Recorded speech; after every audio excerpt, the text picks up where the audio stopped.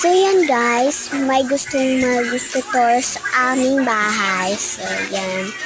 So tara! O, di ba yung area namin, maliit lang yan, pero gets na yan.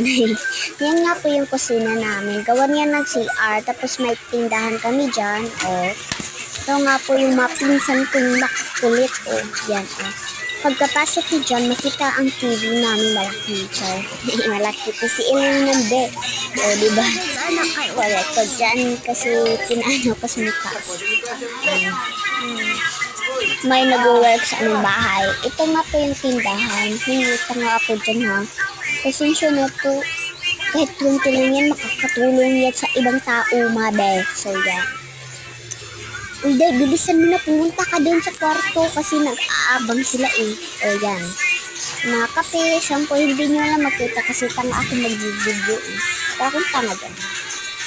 So, yan. Ito nga po yung rep namin. Simple rin naman siya, sharp, pero meron picture si mama. O, diba, hindi yun makakalimutan mga B. Picture nila yan eh. So, yan. O, wait namin, walang laman. Mag-grocery pa si mama ng soft drinks yan.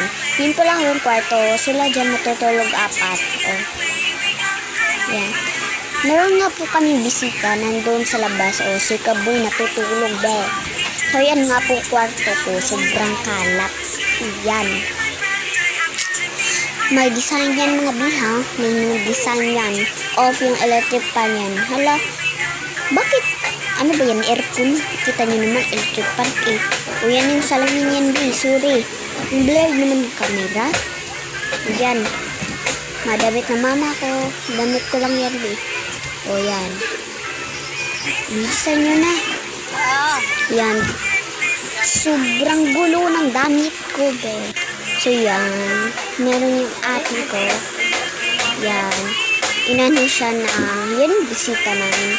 Tino yung bisita. Ate ko yan. Nalulungan na siya ng water. Kaya, yan. Nakikita ko sarili ko dyan kasi may salamin doon. Pangit mo, be. Char, ako lang yan. Maganda lang ako. Diwata yan, be. Diwata. Sobrang Latina.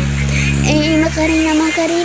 Yan nga po. May gusto ko sabihin. Salamat nga po sa panonood at pag-subscribe. Yan.